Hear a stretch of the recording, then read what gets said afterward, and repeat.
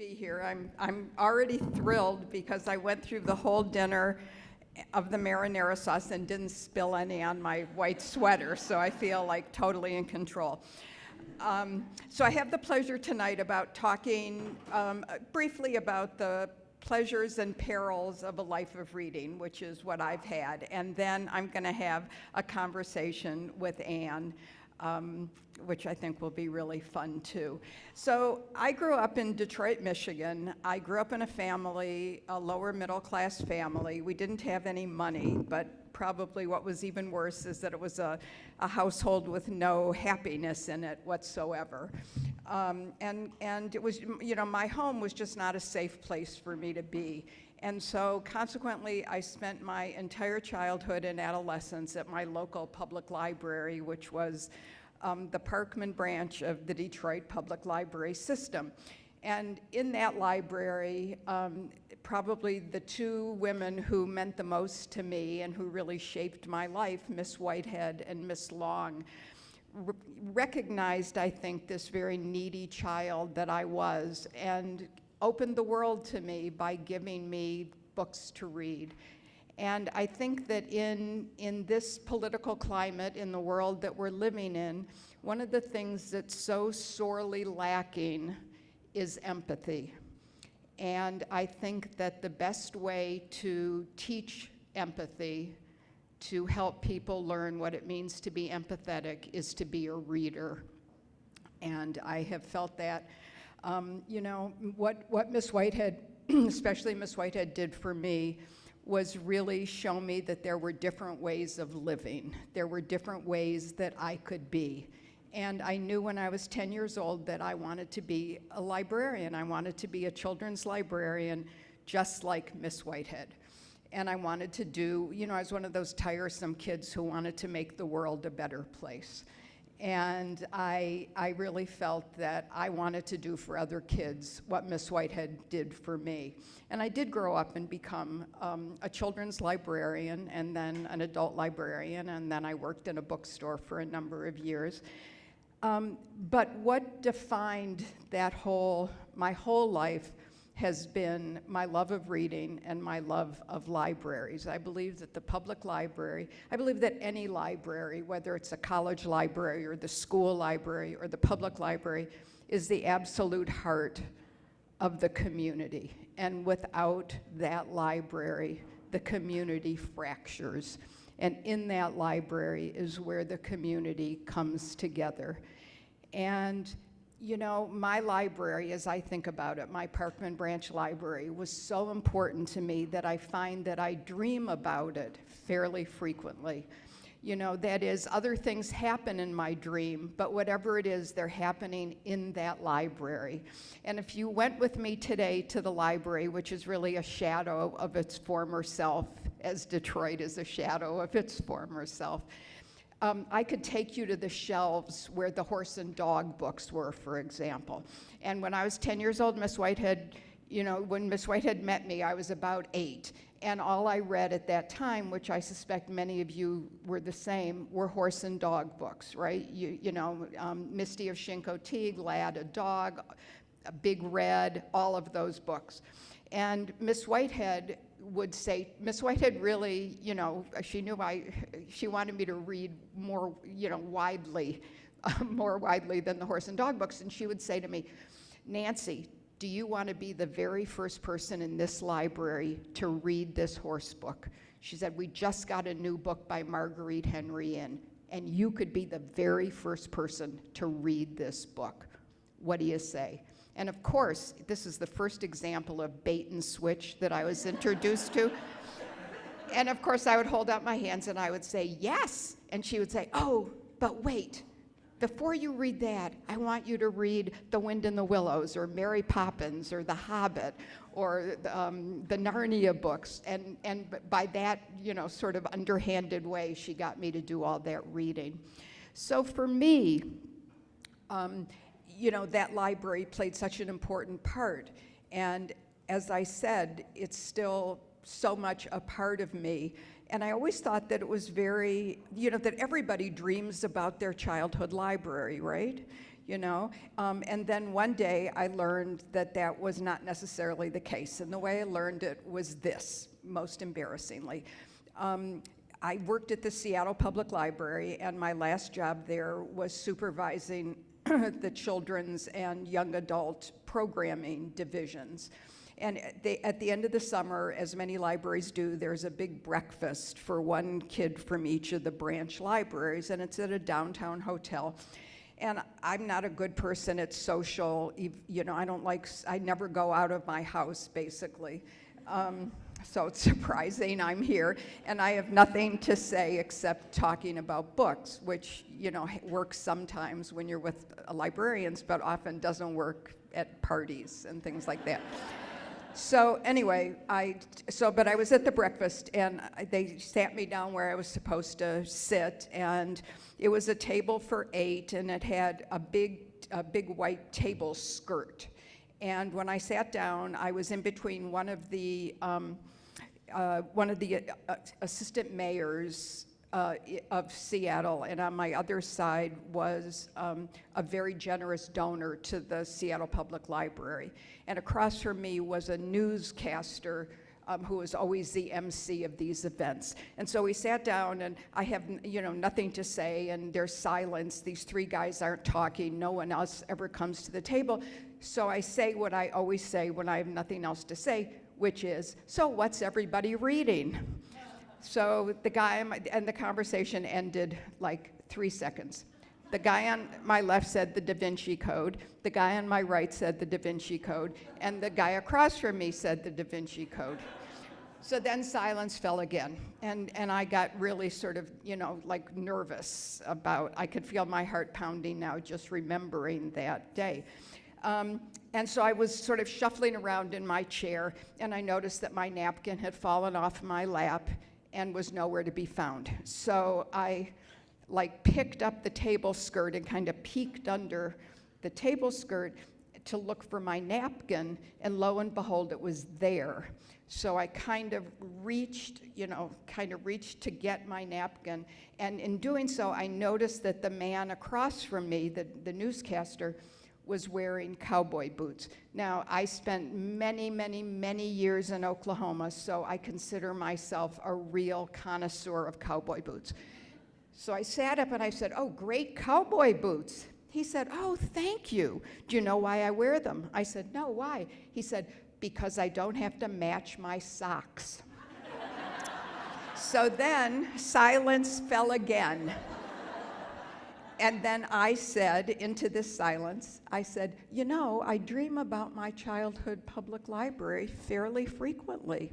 And the man who was sitting next to me, this very generous donor to the library, who incidentally was tan, you know, had a year-round tan, and wore those very shiny loafers with tassels, which just put me in such a state of, like, not even awe, like I have nothing to say in the face of those loafers, even if I had something to say. So he turned to me, and he looked at me, and he said just like this. He said, "Oh my God, Nancy, get a life." But I wanted to say, you know, in this world, we're given one life to live, but it's through books and reading that we have numerous lives. We can go anywhere, we can do anything, and we can be anyone. And I knew that that was true when I was 10 years old, and I know that it's true now, and you know that it's true as well. And that's the pleasure of reading. That's the great pleasure of reading. But very quickly, because we're librarians, and in our library we have both sides of the issues represented, right? So I've talked about the pleasures of reading. I want to tell you about the perils of reading. And I want you to take this very seriously, because there are, I think, some important perils of reading. One of those perils of reading occurs when you learn your words from reading, and so you never know how to pronounce them, right? So I always thought that when things went wrong, they went awry, right? And my most embarrassing of many embarrassing things that have happened in my life. One of the most embarrassing things is when on the radio I was talking about a book and I said, and something like this author segues into. Now, we did not have music in my, we didn't have I didn't know the word segue, and if it's called segue, why isn't it spelled like that machine? Who spells segue? S-E-G-U-E. So that's one of the big perils. Another of the big perils, occurs when you run across a word in a book that you're reading and you don't really know exactly what it means, right? But you're too lazy to get up and look it up. I mean, it's much easier now if you're reading electronically, because then you can click on it and, look it up. But in the olden days, you had to get up and pull the dictionary off the shelf and then look it up. And, frankly, I was too lazy to do that. But I should have known that, I always thought, you can get this word's definition by the context. But I should have known that doesn't always work, because back when I was about 10 years old, Miss Whitehead gave me the Anne of Green Gables books to read. And I loved those. And my favorite book in that series was Anne of the Island, which is when Anne goes off to college and then, is having a wonderful time at college, but comes home comes home for a weekend because her best friend Ruby Gillis is dying. And Anne has come back to say goodbye to Ruby. And Anne has always had an iffy relationship with Ruby because she's always been jealous of Ruby. Ruby has long, beautiful black hair and alabaster skin. And of course, Anne has this wild red hair and is all freckled. But Anne comes home to say goodbye to Ruby. And Anne goes to Ruby's house, and she's in her bedroom, and she says goodbye to Ruby. And Anne leaves, and Anne knows that Ruby is going to die that night, and I know because I'm the reader that Ruby is going to die that night. And then very helpfully, the author says something like, "And Ruby died that night of consumption." And I thought, who ate her? So that's the second biggest peril. I really would advise you to look words up and don't rely on the context. But the third peril occurs when and I know this has happened to you all, I'm sure. When you read a whole series by the same author, set in the same time period, about the same characters, you tend to start talking like those characters. Has that ever happened? Has that ever happened to you? And I happened to read the whole Aubrey and Maturin sea stories, one right after another. There's like 19 or 20 of them. And I was back in the Napoleonic War, the early years of the 19th century. I was aboard ship. I mean, I was like living with those people. And I found myself avasting and ahoying everybody. And I would sort of say, letters of marque. Now, I still have no idea what letters of marque are. But I have to say, Mark is spelled M-A-R-Q-U-E. And I fully intend, as soon as I get done interviewing Anne, to look up that word. I apologize. And I knew I had gone too far because this one friend of mine did something that really, sort of annoyed me a bit. And I said to him, "David, you have blotted your copybook with me forever, my boy." And he looked at me like, as many people have done, like I was a little nuts. So that is the third peril of a life of reading. Now, it's the fourth peril of a life of reading that I really, really want you to take seriously. Here it is. When you are a reader, you never know for sure if your memories are your memories or if you have borrowed them from a book that you read. And let me give you an example of this.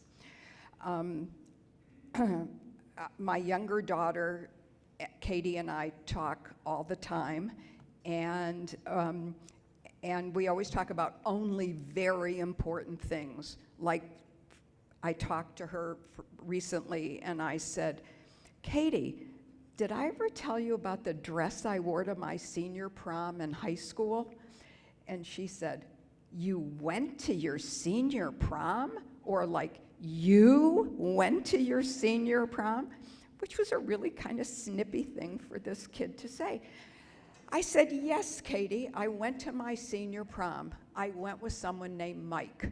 She said, oh, really? She said, so what was your dress like? I said, oh, Katie, it was absolutely beautiful. I said it was very pale green, and it had a tulle skirt. Now, in years past, I would have said a tully skirt, because it is spelled Tulle after all. And I said, and it had a peplum bodice.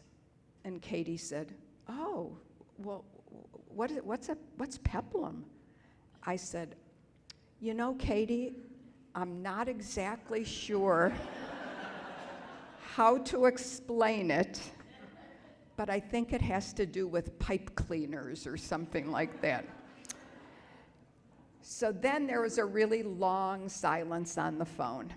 And the silence went on and on and on. And finally, I kind of yelled into the phone, Katie, are you there? And this voice came back, the kindest voice possible. The sort of voice, if you're a mother, that you always want your children to talk to you in. And if you're a daughter, talk to your mother in this tone of voice all the time. Katie said in the nicest possible way, she said, oh, Mommy, I don't think that was your dress. I said, what? Whose dress was it? She said, well, if I'm not mistaken, I believe it was Penny Howard's dress in Double Date by Rosamond Dujardin. She said, don't you remember her twin sister, Pam, wore the same dress in yellow? Well, embarrassing it is to admit to you, I own the book Double Date by Rosamond Dujardin, originally published, I think, in 1944. And I went back and reread it. Well, I am like mortified to tell you that not only was that Penny's dress, but she went to the prom with Mike, whom she later married in double wedding after breaking up for a little bit in double feature. I own all those books. Well, I know that I didn't marry Mike. That's very clear to me. But other than that one fact that I can hold on to, my whole past is in disarray, because I honestly don't know what really happened and what was in some book. Now, I have done a lot of thinking about the pleasures and perils of a life of reading, and those are the only 4 perils that I can come up with. And if you balance those 4 perils against the joy that we get from a good book, and the joy that kids and adults get when we give them a book that they love, who would not opt for a life of reading? I think we all would, right?